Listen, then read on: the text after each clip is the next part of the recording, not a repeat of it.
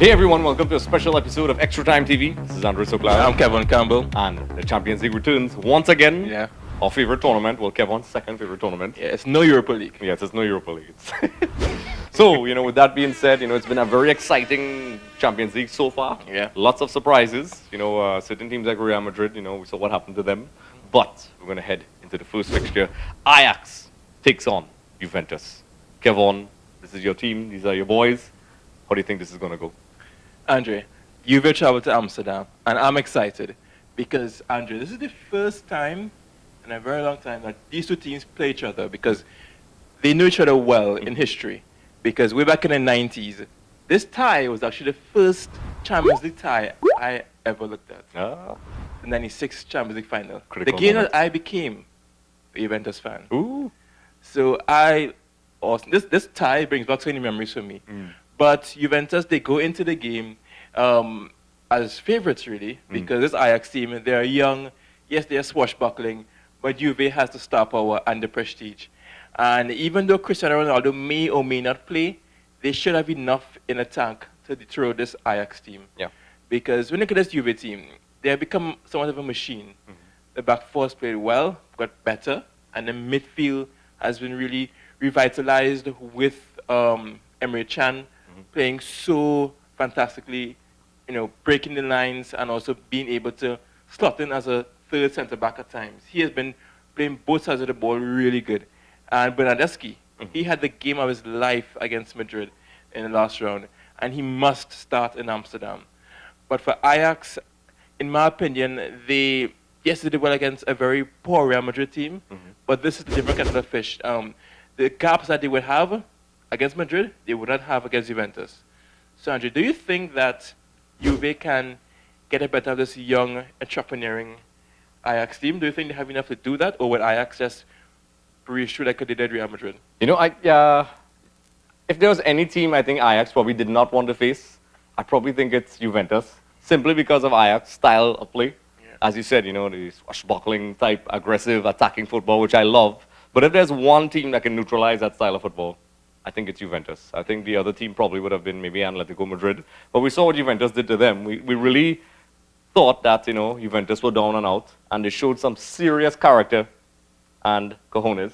Yeah, Andrew, I think Juventus showed the world their cojones. Yes, that night. we were wondering if they were going to show it. Kevon wanted Simeone to leave it at home, Yeah. and guess what? He did. He listened to Kevon. Yes. But, that shows a lot of character from Juventus, because a couple videos ago, if you track back, I was saying that this Juventus is good, but they don't feel...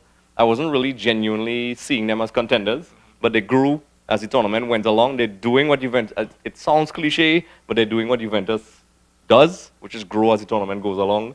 And I think, unfortunately, maybe Ajax, the tactical naivety on their end, maybe they're undoing, because this is a very sophisticated Juventus team with veterans, and I think they will be prepared for that sort of attacking football that Ajax is going to bring. I think the only way for Ajax to really hurt Juventus is that they have to score really early, because I think as the game goes along, Juventus will just go from strength to strength. Yeah. And I can't see an Atletico Madrid type performance in this particular game for Juventus. I think they will be able to manage the midfield, which I think what Ajax did to Real Madrid is that Real Madrid's defense is far from perfect, and the midfield was just run ragged by a much fitter Ajax. And they tried to run toe-to-toe with Ajax, which, yes, Real Madrid got some goals, but they just simply couldn't do it. I think Juventus is just going to do their thing. They're not necessarily going to sit down and do Catenaccio type football, but they have strength, especially in the wing-back areas. When the Ajax decides to attack, I could see the pacey wing-backs really taking them out. And Bernardeschi, what a player. And this is a guy that really came onto my radar, and I think he's going to be a key player. And even without Ronaldo, as you said, I think Ajax may have run their course, but who knows? We saw what happened against Real Madrid, but I don't think that's going to happen this time around, Kevon. Yeah. But this Ajax team in the Eredivisie, they've been playing so well. They got a fantastic result against PSV, a 3-1 victory, and they're now pushing them. And at the back, you have De Ligt, who is one of the best centre-backs in the world and has been courted by Juventus. And also they've been there also adding that stability. And in the wing-back position, you have Mazruni and Tagliafico, who as entrepreneuring, as enterprising as can be, really. And then midfield, I really like how Donny van der Beek and Frankie de Jong, they really handle that midfield, and they so much poise on the ball. It's really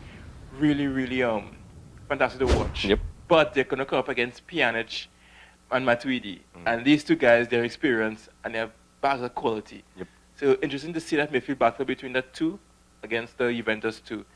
But up front, when you compare Ajax's front three, is where I think that Juve will really have to pay close attention, because we know Bonucci and Chiellini, they aren't the most mobile of players, and if they get caught out like they did in Madrid, it can be curtains, because Dusan Tadic has been, in my opinion, Ajax's best player in the Champions League season. The Serbian number 10, he came from Southampton of all clubs, but he hasn't exploded in the Champions League, sorry.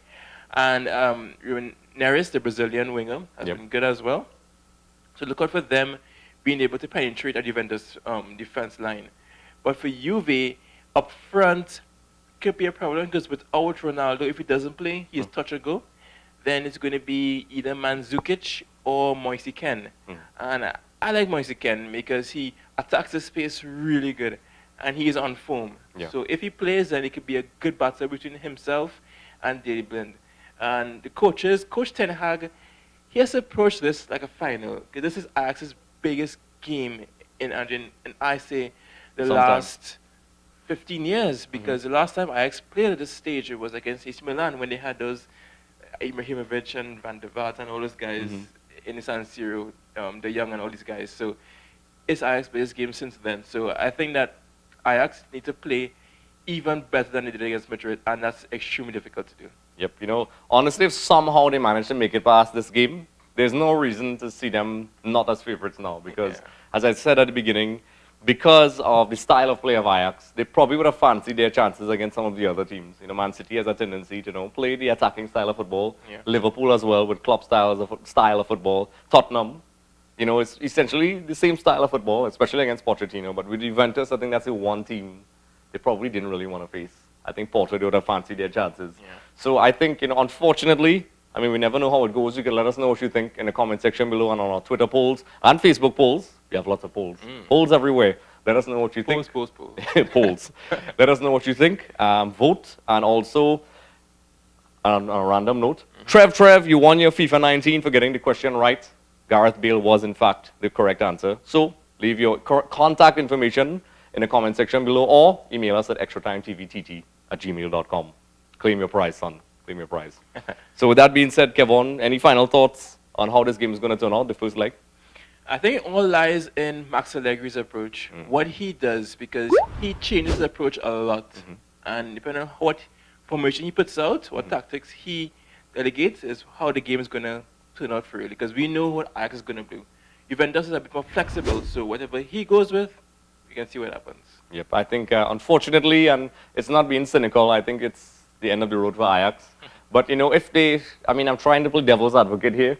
I think if Ajax somehow manages to sustain that football and score really early, then they may have a chance. But I see the naivety and the energy of the side. Maybe they're undoing for an experienced Juventus side. So unfortunately, I think Allegri and his boys are going to go to the next round. And this is premature to say in the first leg, but I think that's how it's going to go. Okay. But who knows? So let us know what you think in the comment section below. Thanks for watching. If you want to check out more, look at this video. And don't forget to click the subscribe button, because when you do, one of your enemies will be destroyed.